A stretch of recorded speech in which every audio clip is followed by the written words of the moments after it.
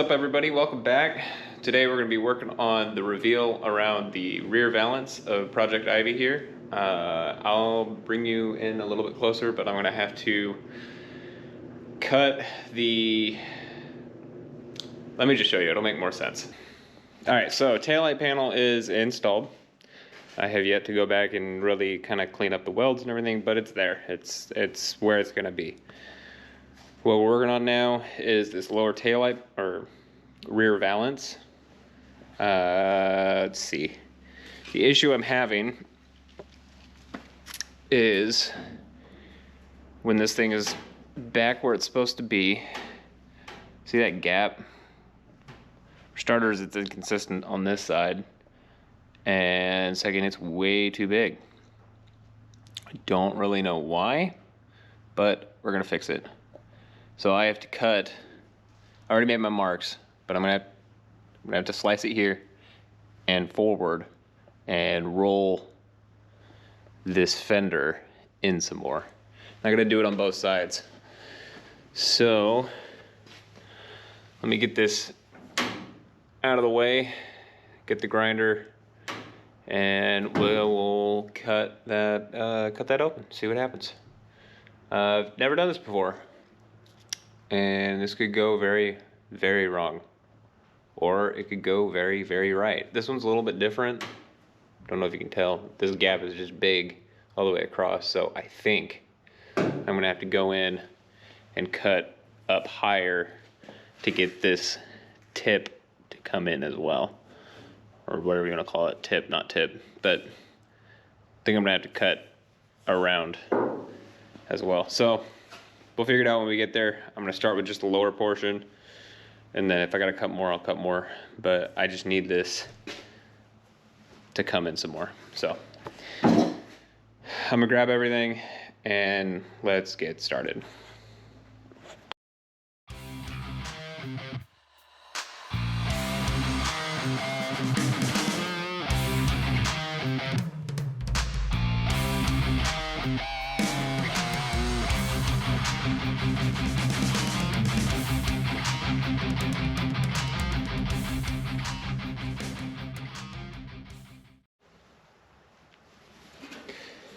Alright, got my first cut.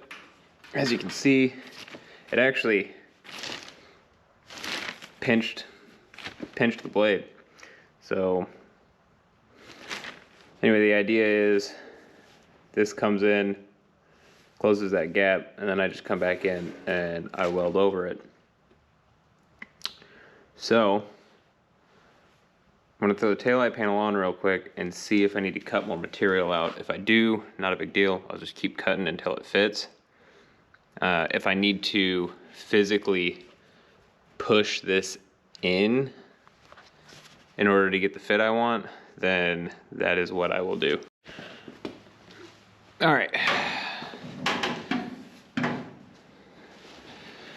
Honestly, that wasn't a lot of material. I mean, it was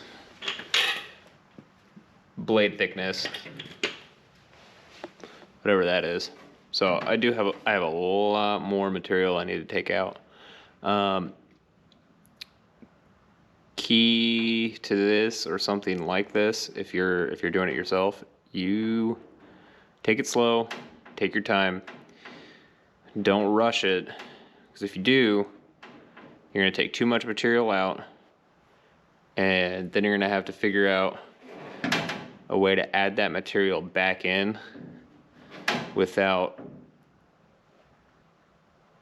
you know, ruining the project. So I'm gonna take it nice and slow, take a little bit of material out at a time. I'm probably gonna take a screwdriver or something to hold this fender out to give myself a gap so it doesn't keep pinching. But so I gotta take this valance off and keep working it, and then test fit, and if I need to keep going, I'll keep going, but I'm gonna take it slow.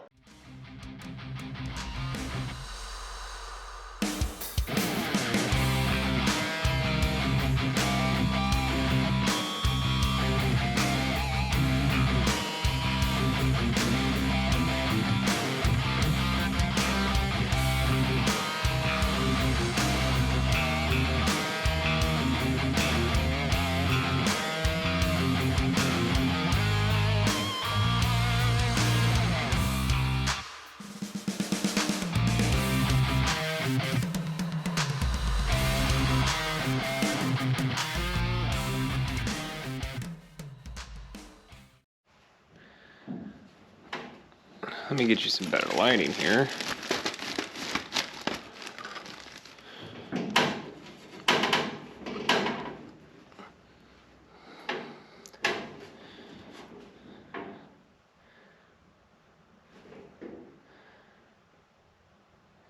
Now that is far more consistent. I mean, I do have it clamped, so I could probably let that lower edge come out a little bit more. That looked a lot better than it did. I'll probably pull a before and after photo and put it in here somewhere after I get it welded. That way you can kind of get an idea as to what the difference was. It may not look like much, and frankly, you may never notice, but I might. So, anyway, I'm gonna pull this back off. You can see I got a little bit of welding to do. I gotta figure out that lower lip. Might just let these overlap. That's low enough in the trunk well that you'll never see it. So as long as it's sealed and solid, then we should be okay. But I'm gonna pull the welder out. I'm gonna zap this in.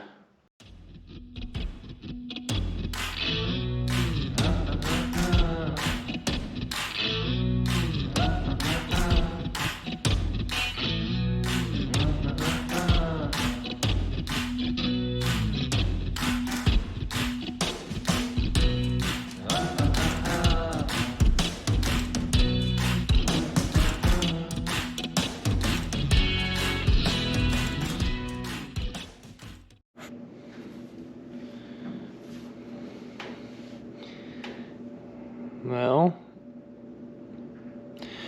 all right, so I have it welded. I gotta finish grind it, and I'll end up having to use some filler to make it look somewhat decent. But from the back, I mean, that looks a million times better. From the side, still a massive gap. Don't really, I mean, I guess that's normal. Once this is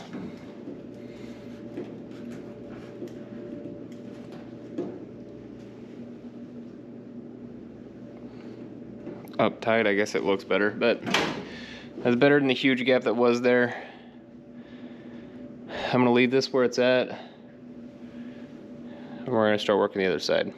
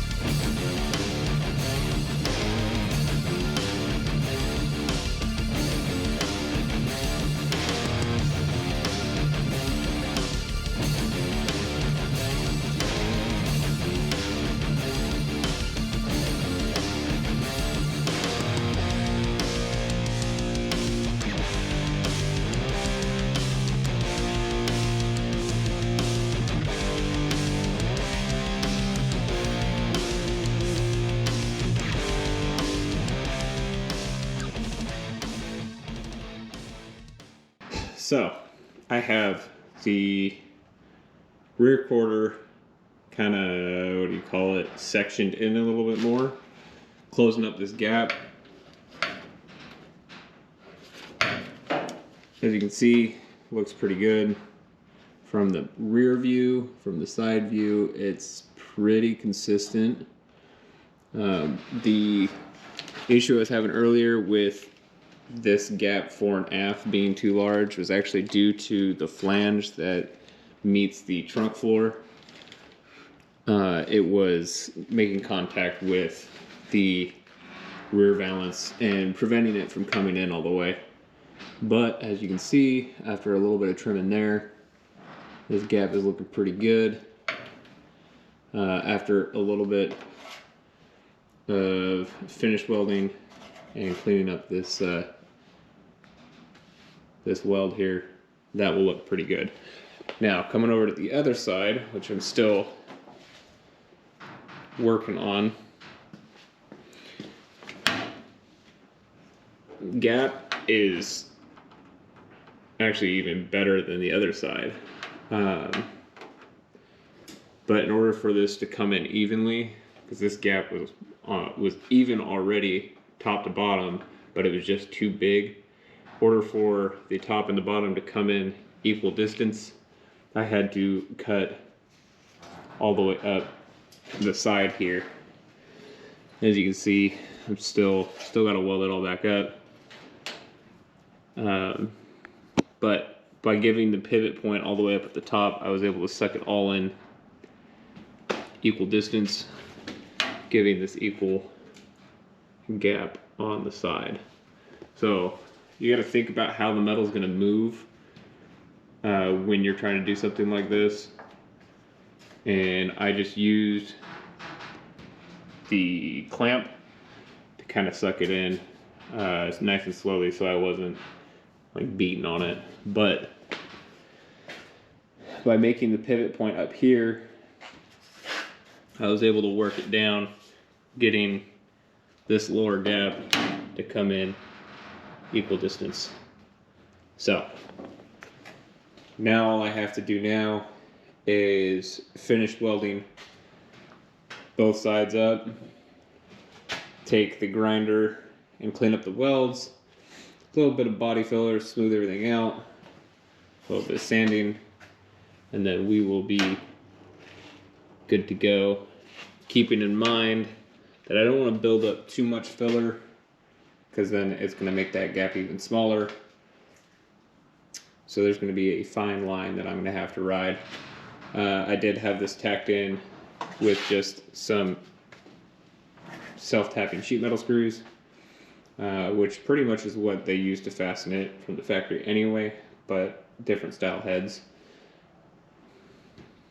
So yeah, gonna finish welding these up, get them cleaned up, and then I will show you what it's gonna look like from the final product after body filler and all of that.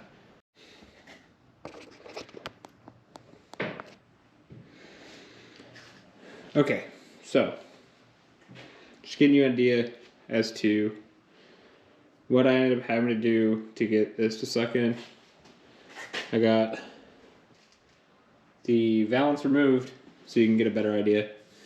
So on this side, which is the side that I needed to get it to come in equally, top and bottom, I made my incision here, and as well as down to here, which clearly I didn't actually have to do because this didn't move nearly as much. I also may have cut a little bit more material than I had to down here at the bottom, but I can fill that with weld, won't be that big of an issue. But made an incision here, and then I also cut from here all the way around the perimeter up to the tip. This allowed me to suck this whole fender in evenly. Now I did take the extension. Let's see. I did take the extension and put it in place, and to keep it as close as I could to the contour so they even out to each other. And I was able to get this whole thing to come in equally, which then brought both the top and the bottom of this to come in as well. So I gotta go back through still and weld this up.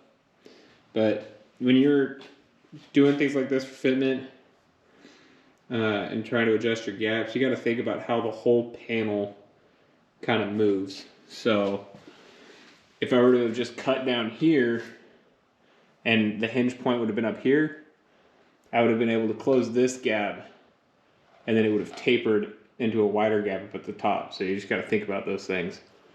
That's why I went all the way up to the tip of the quarter in order to keep this as even as possible. And then on the other side, since I already had a nice gap up at the top and a wider gap on the bottom, I just made my incision here and then down through the bottom here, and I kept the pivot point up here at the top, which allowed it to come in at the bottom, keeping my gap pretty even up at the top and then matching it up down here at the bottom. So just got to think about where you put your pivot point when you're making these incisions to get your gap to react the way that you want it to. Now the other thing that I ran into was I had a big gap fore and aft between the quarter panel and the rear valance. That was due to this flange here. It was making contact with the backside of the valance panel that was preventing it from coming up flush completely. So I just cut that back and I'll clean that up. Still got a tech screw in there, but clean this up and it's still welded together, but had to cut that back a little bit to give me the clearance I needed, but now it fits fine. So that was the other issue I was running into. But so that's how I did these. I'm sure there are other, there's multiple ways to skin a cat. So maybe this option isn't going to work for you in your scenario, but this is how I did it for my scenario. Some people might think that there are better options. So anyway, I gotta get back in here, finish welding up this incision. I have this one welded up. I gotta grind all these back, and then I gotta fill that up, as well as that. So anyway, I'm gonna get back to work.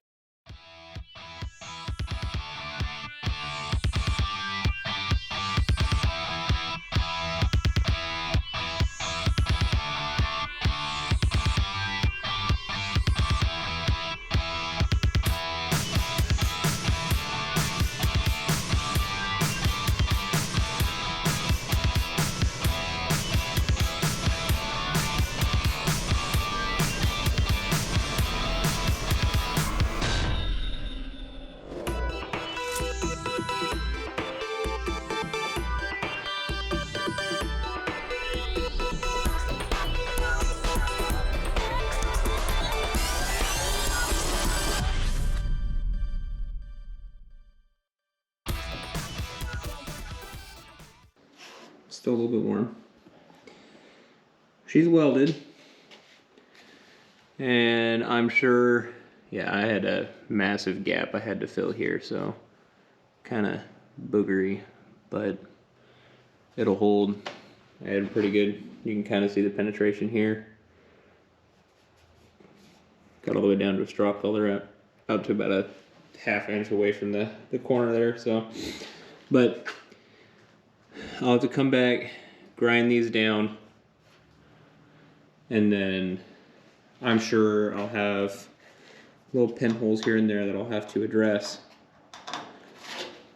But it's solidly welded all the way down. Clean it up, and once the car is together, you'll never know that this took place because it will be invisible to the naked eye until you go and pull the whole thing apart. Say somebody wants to redo a quarter panel, they decide to cut all this out, they're definitely going to know that this took place, but by the time that happens, I mean the car's going to be, anyway, fully welded. Got to clean it up. You're never gonna know that this happened. And then same thing here. I didn't have to go all the way up, but I already started grinding back on this one. As you can see, I gotta do a tack there, but yeah, we are to the point now of grinding it back, chasing any little pinholes that we gotta address. And then I'll be doing aluminum reinforced body filler to finalize the surface before I throw some primer on it. So that'll be the next step. Got the welds cleaned up and utilized some of this metal reinforced filler. Kind of smooth it all out. I still have to sand it back, but it's actually to the point now where I can sand it.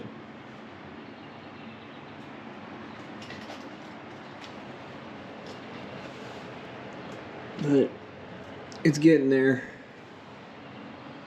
I kind of just I'm not a body man. I'm gonna say that right now. Probably could have done this without the metal reinforced. Could have used something different, but figured why not? That extra strength ain't gonna hurt anything. But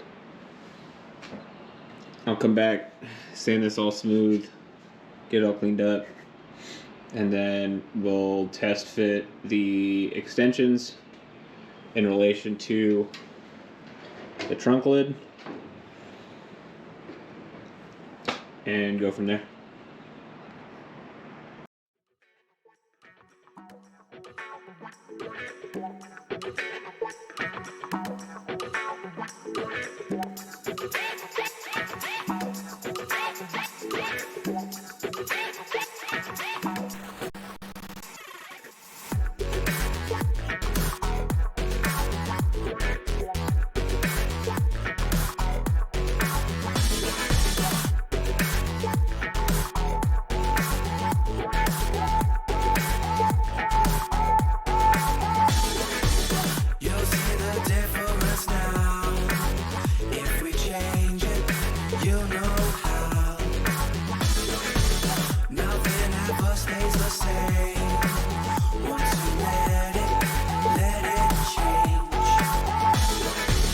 It's like a family tree, part of you and part of me.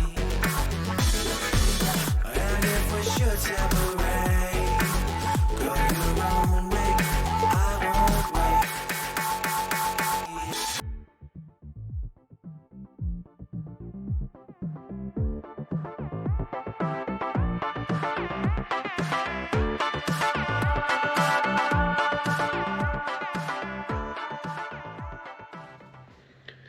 So I had attempted to record this yesterday, but the neighborhood kids were out having a blast and being loud, and you could hear them clear as day. So anyway, I got to re-record this, and the downside is what I'm trying to show you is now covered with body filler. So try and visualize with me, but I'm going to explain to you the thought process and what I had to do to get the metal to move the way I wanted to. So over here on the left hand side, or driver's side, if you recall, the gap on the bottom, it was even, but it was too large. So I had to get it to come in, both top and bottom, equally. In order for me to do that, now there probably was another way of doing it, but this is the way I did it, was I made my incision down here, up into the corner, and then I moved all the way up to the tip here so I could pivot the whole quarter panel in as one piece, keeping the contour, but closing up this gap. It's not a perfect solution. Honestly, I could spend days messing with this to get it to fit exactly the way I wanted to. And anyway, so got this side all gapped in, made my incision, pulled it in. If you saw in the video, I used a woodworking clamp from Home Depot or Lowe's or wherever they sell them, and I just used it to maneuver the metal for me. That way I could kind of work it in without trying to just push it, and I could hold it in place. Now on the other side, things are a little bit different in that I didn't have to move both top and bottom equally. I just needed to pivot the bottom in to get the gap right. Now, between both sides, the gap isn't perfect. This side is slightly larger than the other. So there is that. It's not perfect. Most people won't ever notice, but now you know because I told you. So on this side, all I did was made my incision from the top down to the bottom and then forward, so I could just tip this bottom corner in. By tipping the bottom corner in, this gap stayed relatively the same from before, and I was able to just make it even down here at the bottom. Once I got it all welded up, I cleaned up the welds, dressed the welds with the grinder, and then I followed it up with some aluminum filled body filler. It's not, and it's still dusty. It's not perfect. Once all the pieces are on, you won't even see it. So the only thing that you'll really see is if the trunk is open, you'll see from here to here. So that's really all that matters. All that really matters here is that the welds are strong and that the material is fused together. Have a nice strong weld. It's not going to separate. So we have that. We're going to press forward. So I just wanted to show you what the process was and what my thought process was. There are multiple ways of doing this, and some professional coach builders probably have better options that would have yielded a better result. But for a do-it-yourselfer at home in your own garage with minimal tooling, I think that this turned out perfect for me. So I'm going to put the extensions on, close the trunk. That way you can get an idea as to what I'm telling you about when it comes to not being able to see any of this metal work once everything's put together. So this is what it looks like with trunk lid down. Obviously this isn't like final fit because I don't have a trunk latch, so this got some movement there, and these are only held in with one nut and some washers.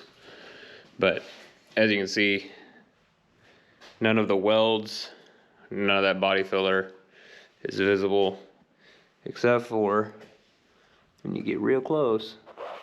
Let's see if I can get you in there, and you can kind of see it from this angle. Easier to see with your eyes, not the camera, but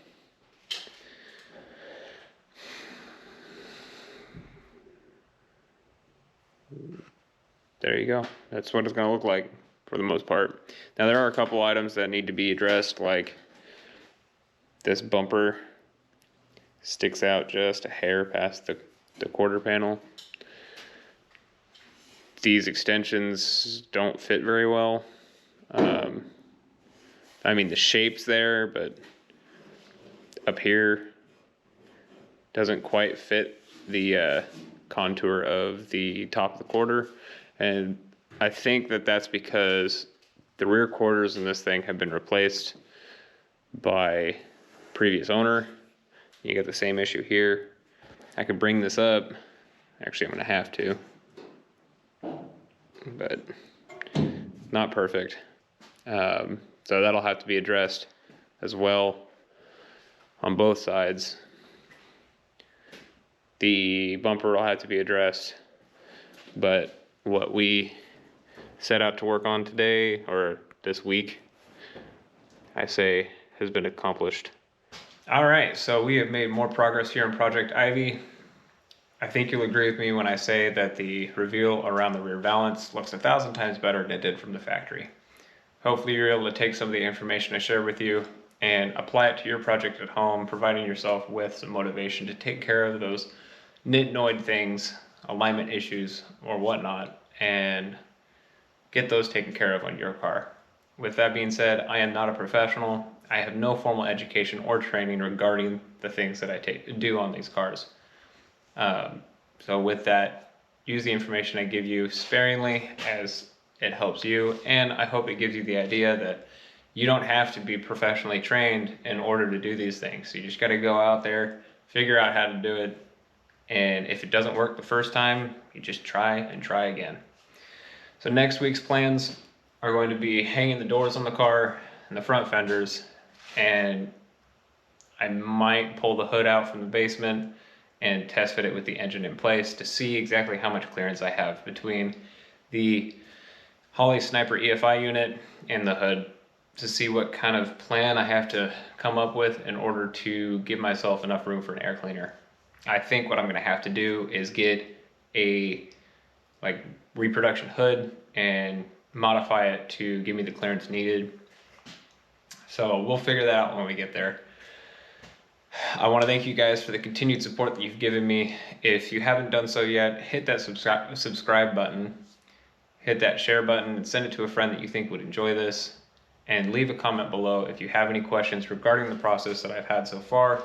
If you see something in the car that you're curious what issues I ran into or how I came up with a solution, feel free to leave that in a comment below, or you can send me a message on my Instagram. It's also Hornings Hot Rods, just like my YouTube channel.